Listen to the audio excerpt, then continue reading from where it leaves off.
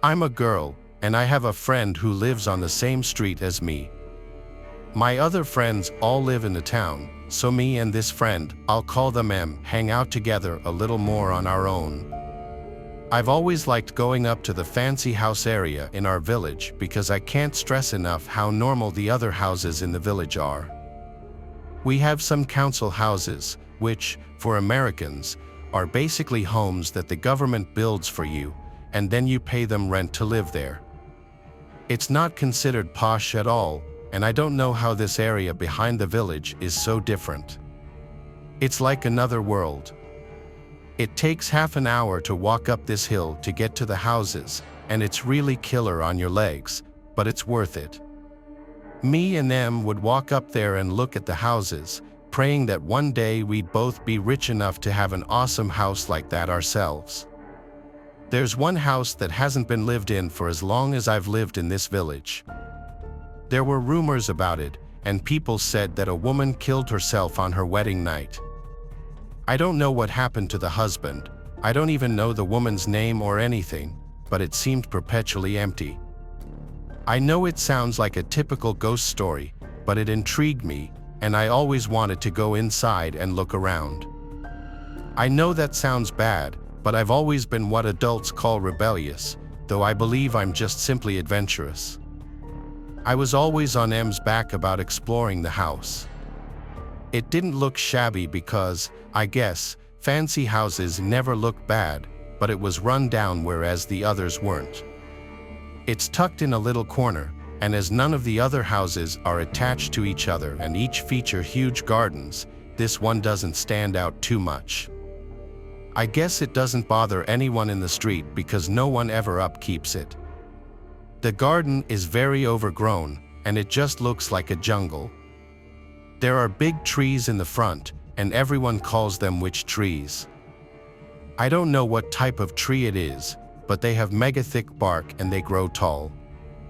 They look really beautiful, but there's something creepy about them. One of the local ghost stories is that the trees ward off evil and that witches use them for protection or something. Some people say that the woman who died in the house was a witch and she died by the trees. Others say she died in one of the downstairs rooms. Either way, I always found these stories fun and intriguing because, like I said, I'm adventurous. One day I asked if M would be seriously down for exploring the house with me if we snuck in one night. He wasn't sure. He liked exploring just as much as I did, but he was definitely more rational than I was. Sometimes I act without thinking things through for long enough. Our parents wouldn't allow us to be out late due to our age, but after talking about it for weeks, we formulated a plan. M then agreed to explore the house with me. We knew that it was possible the doors would be locked. We wouldn't get in, but we thought even if that was the case, we could explore the garden. We figured if we went at nighttime during the winter months, we could explore before we needed to be home. Our parents wouldn't be suspicious, and exploring this house at night would just be the best. It was classic spooky vibes, so we agreed and just had to find the perfect time. When the time finally came, it was a Friday night, and we decided to do it after school. I told my friends I was going to go to M's house, and M told his parents he'd be at my house. We both said we were eating dinner at each other's houses, and our parents took our word for it. Looking back, this was a risky and dumb idea, but it made sense at the time.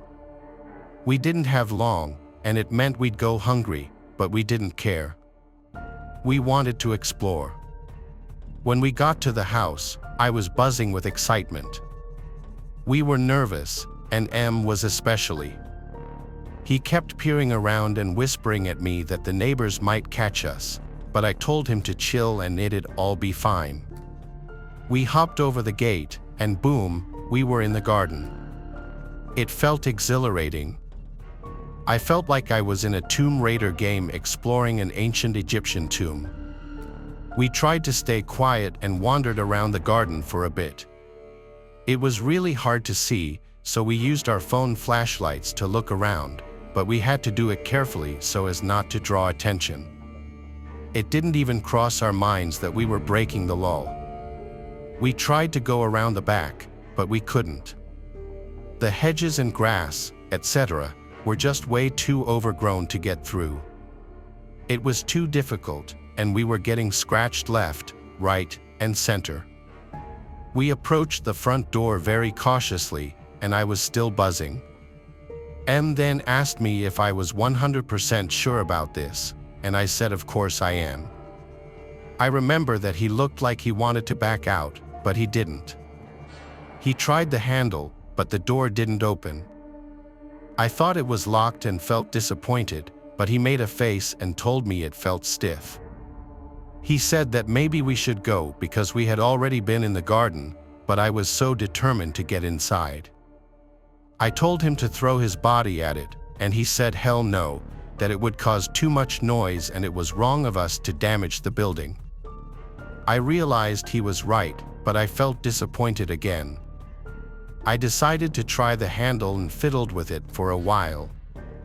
It was really cold, and I was right, it did feel stiff and hard to move.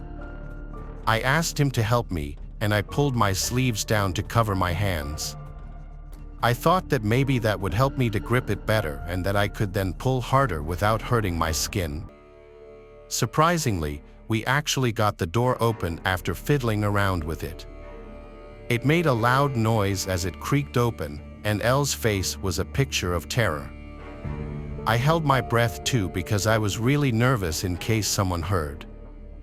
I don't know how long we stood there, but we ended up darting inside and shutting the door behind us. The house smelled bad, like just old and kind of damp. I coughed a little because I had asthma, but I wasn't backing out now. That thrill was swirling around in my stomach as I looked around and grinned at him in excitement. He laughed at me and then walked ahead a little bit. The entryway had a staircase and a wooden floor, but the stairs had one of those long rug things old wealthy people usually have. There was a brown wooden table thing and a dusty mirror in the entryway. There were lights, but we didn't know how to turn them on, and we figured they wouldn't work anyway. It was pitch black and honestly kind of creepy, but I knew it was just my mind playing tricks on me, combined with the excitement of doing something bad and crazy. I looked around with my phone light, and there was an archway to the side. I looked at him and asked if he wanted to go in there with me first, and he agreed and started to walk. It was so cool to be in the house, wandering around. Everything was so dusty and smelly, but I was having the time of my life. I know that might sound terrible, but no one lived there, so it really felt no different than exploring an abandoned castle from hundreds of years ago. We then saw a photo on one of the walls, and it made me feel uneasy, but again I just told myself it was my mind messing with me. Still, it made the hairs on my arms stand to attention like soldiers. The photo was of a young lady and young guy somewhere in their 20s. The lady had black hair, and she was wearing a dress, but not a wedding gown. The man had a smart suit and trousers on, and he had his arm around her, and they smiled into the camera. It was like a 50s or 60s sort of vibe, and it was in black and white. I reached out to touch it, and I heard a noise like clattering as if something fell. I turned around, but there was nothing there. M was beside me, and we kind of just stared at each other, both having heard it. As I said, M was a rational dude, so he didn't automatically jump to, "Oh my God, it's a ghost." He said us walking around must be disturbing the house or something, and then maybe it was just time to leave. We hadn't even gone upstairs yet, but I had started to feel guilty. I don't know why, but this feeling of pure guilt and sadness just suddenly came over me. I didn't tell M. I just said, "Yeah, maybe we should go now." He nodded, and we started to walk to the entryway again. Then we heard something that I can't explain to this day. From the sitting room we just exited, I heard a soft weeping, as if a woman was softly crying in the room just behind me. I froze and turned to M. He looked very uncomfortable. I asked him if he heard that, and he didn't answer. He then moved his phone flashlight behind us, but nothing was there. The noise was gone just as quickly as it had come. I suddenly felt really scared and said to M, "We need to get out of here now." We bolted for the door, swung it open, and ran out. We jumped to the garden, and I twisted my ankle. We bolted down the hill and went back to our part of the village. We didn't stop until we were in my street. Then we both leaned against a wall. I was really scared I would have an asthma attack, but thankfully I didn't. I didn't have my inhaler with me, but I knew M would grab it for me if need be. He'd get himself in trouble for me. That's the kind of friend he is. He always has my back, and I have his. There are 2 places to get food in our village, including snack food. We decided to walk there to grab some food since we would be missing dinner, and it was still too early for either of us to head home. I asked him about the noise, but he said that we freaked ourselves out because of the urban myths surrounding the house. They were in our heads, and we just imagined the noise and freaked ourselves out with the picture. He maintains that even to this day. I'm not sure I believe him, although I want it to be true. I know what I heard, and I know what I felt. I'm not saying I know it all, but this experience made me realize that there is some stuff you simply just can't explain. I don't know what it means or even what to call it, but something was definitely going on in that house. The noise was so real, it was like a woman was right there crying. I can still hear it in my mind even as I recount this. That photograph really struck me too. I can't explain it, there was just something in that house. I don't think the vibe was harmful, but there was definitely something going on in there. It still unnerves me even now. We never told anyone, not even our parents. M is my best friend, and this is something we decided not to share with anyone else. We do still talk about it sometimes, though. M always says that it must have been our minds playing tricks on us. He doesn't dismiss how I feel or my thoughts on it, but he is a very rational guy, and I get it. Another thing that creeps me out is that the front door was shut after we left, but M and I didn't do it. We bolted out, flung it open, and never shut it again. The door was stiff and heavy, but it shouldn't have shut on its own, yet it did. I know it could be argued that it was the weight of the door making it close, but it was one of those doors that don't move on their own, and it wasn't particularly windy either.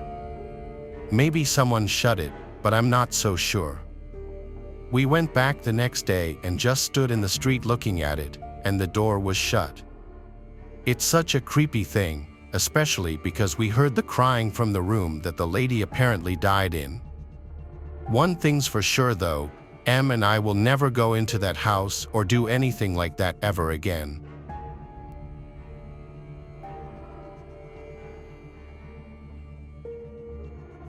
This happened in the countryside of Georgia. I was 15 at the time, with my brother Ronnie, who was 18. Ronnie was big on exploring creepy places, and he somehow heard of this huge abandoned house not far from us from someone he knew. I guess he didn't want to explore it alone, so one day he brought me along with him to go check it out. Ronnie parked the car in a rather hidden location, covered by a bunch of trees. The house property wasn't visible from here. We'd have to walk down this concrete road that clearly hadn't been touched in forever. There were giant cracks with grass and weeds growing through it just about everywhere. All the grass around the road was overgrown, almost overtaken with weeds as well. Suddenly, we noticed a woman down the road walking behind us in our direction. I asked Ronnie what we should do, and he said to just play it cool. If we started to run, it would look suspicious. The woman was walking with both her hands folded behind her back as if she were going for a relaxing stroll. We kept walking at our regular pace, maybe picking it up a bit, just slightly. I turned around once more, and she was much closer now, and I could see a smile on her face. She was looking back at me. Then she said, "Lovely day today, isn't it?" My brother and I simultaneously responded, "Yeah." She kept walking behind us, getting closer and closer. Then, as she was almost right on top of us with her hands still folded behind her back, she said, "I have to go to bed now." Ronnie and I looked at one another with confused looks. We both picked up the pace now without saying a word to each other. We just saw in each other's faces that it was time to speed up and get away from this woman. My brother turned around one last time and said, "Have a great day, ma'am." We stayed in the speedwalk pace for a while, and the next time we turned around, that woman was gone completely off the road. That meant she must have taken off into the woods, which was incredibly creepy. It was absolutely a chilling start to this little field trip. We made it to the house. It was noticeably deteriorated. There were vines of ivy growing up certain parts of the walls. Some of the glass windows were shattered, meaning it had been explored before, and that's exactly how we entered the house, through one of the broken windows. We climbed in, making sure not to cut ourselves on any broken glass.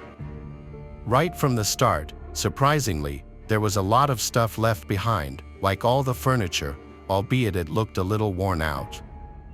All the wall decor, the little decorations on the coffee table, even when we went into the kitchen and checked the fridge, there were food items left behind, very rotten food items. Opening that fridge was like getting smacked in the face with a smell of death. After checking the whole first floor, we went down to the basement. The basement, like the first floor, was still completely furnished. Although down here it was a lot messier. There were a ton of things like loose sheets of paper and garbage spread out on the floor. The carpet was a faded blue color. There was a little bit of light that came into the room through the windows at the top of the walls. Then we heard a noise from upstairs, a distinct thump. We both just froze like statues, waiting for any kind of noise again. Within a few seconds, we chalked it up to just being a noise of an old, deteriorating house. There wasn't much else to see in the basement, so we went back up to the first floor. The only place left to check was the upstairs. At the top of the stairs, from what I remember, was the bathroom directly in front of the stairs, and then to the left was a small hallway that led to an open door. The hallway cut left. I don't remember what was to the right, but I'll tell you why in a second. Ronnie and I went left and into the first doorway. It was a bedroom, a decently sized bedroom, but it didn't seem like the master bedroom. There was a double bed in there and an antique-looking dresser. There were some old articles of clothing left behind in the dresser, nothing I wanted to touch. Ronnie left the room first, and then he said, "Mare Ned," scared-sounding tone. I looked up at him, and he was looking down the hall. I stepped into the hall and saw what he was looking at. There was that woman from earlier, standing in front of the bed in another bedroom at the end of the short hallway.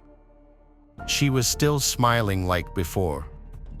She opened her mouth and said, "Do you want to see what's behind my back?" My brother screamed, "Run," and he pushed me to start running. We both made a beeline for the front door and sprinted to the outside. I couldn't help but look back at the house, at the upstairs windows, expecting her to be at one of them, but she wasn't. I also just had to make sure she wasn't chasing after us. We kept running until we were out of sight from the house, and then we kept running some more, even though my cardio sucked and I was out of breath. When we finally made it back to the car, I gagged, trying to throw up from exhaustion. We got in the car, and Ronnie drove us home. The whole ride, we couldn't stop theorizing what it was that just happened. We said it might have been some loony woman off her meds or escaped from a mental facility or something. Maybe she was living in that abandoned house. But even explaining all of that away, the big question is, what did she have behind her back? And was she holding it that whole time she was walking behind us? So many questions that will never be answered.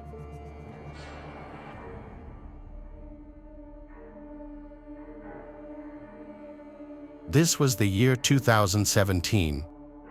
When I was rushing a frat in college, towards the end of our pledge process, our entire pledge class took a trip to an abandoned hospital a few towns over. It was a sort of tradition that each pledge class would do. I carpooled with a few of my pledge brothers.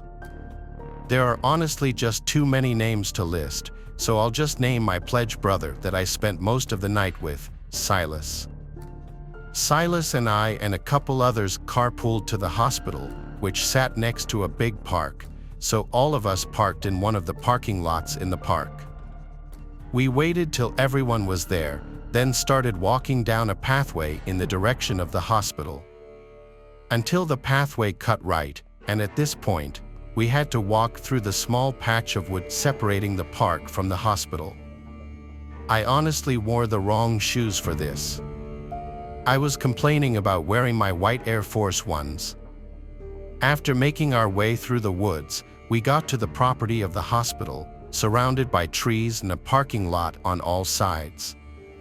Seeing such a tall building, once full of people and lights, standing completely dark in the night was really creepy. It was my first time ever exploring this building. A couple of the guys in the group knew the secret ways in, one of which being simply climbing through one of the lower windows that was smashed through. I followed close to the back of the group. One by one, we stepped down through this window, leading to a level beneath the ground. The floor on this level was wet, making me really regret my shoe choice now. Silas and I stayed in the back, following behind the rest. There were like 10 of us, so being in such a large group took away most of the scariness of being in a place like this. We went up the stairs, everyone's steps echoed through the building. We traversed the creepy hallways that had been abandoned for decades, the walls surprisingly not littered with graffiti. James, one of the guys who was very experienced with this place, said not a lot of people break in because no one thinks to cut through the park to avoid the security in front of the parking lot. Eventually, the group started to split up a little bit. A small group of guys went this way, a small group of guys went that way. We were on, I think, the second floor when Silas and I decided to go down a separate hallway/corridor. Some of the rooms in this place seemed like they hadn't even been gone through since the place closed down. Others looked like they had been rummaged through and had small amounts of graffiti in them. Silas and I were in a hospital room with the bed and medical equipment still in there when we heard someone walk past the doorway to the room. We both turned and caught just a glimpse of a black shadow walking past the door, out of view. We both looked at each other, then said, "Yo, who is that?" I walked into the hall, and at the end of it, I saw someone standing there. I couldn't tell if they were facing me or facing the wall. All I saw was their body. I said, "Who is that?" Then, whoever it was walked into the room next to them. Silas came into the corridor now and was confused at what I saw. I told him someone was here, we should just go back to the group. We left down the opposite direction, back towards our group. We eventually started to hear the echoing voices of our pledge brothers as we were getting closer. All of a sudden, there was an almost deafening, loud, blood-curdling scream of a woman coming from the direction we just came from. If I had to describe the scream, it sounded like a woman being brutally stabbed to death. I noticed the sounds of our pledge brothers went silent now, or maybe the scream just overpowered the sounds of their voices. We ran back towards our friends and screamed, "Go!" All of us ran back downstairs to the lower level where we entered from. Somehow, I found myself in the back of the group again. One by one, we all crawled out from that window. The screaming stopped, but now we heard footsteps stomping down the stairs. They weren't the footsteps of anyone in our group. Screaming, "Go, hurry up." Finally, after Silas crawled out, I crawled out, the whole time fearing someone would grab my feet. We booked it back towards the cars through the woods. After we got to the cars and caught our breath, I told everyone I saw a person in the corridor where Silas and I were. That's where the screams were coming from. We all left shortly after that, definitely freaked out. I'm not really interested in urban exploration anymore.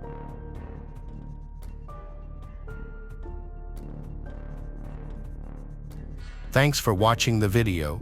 Subscribe to the channel and turn on notifications to watch the latest videos.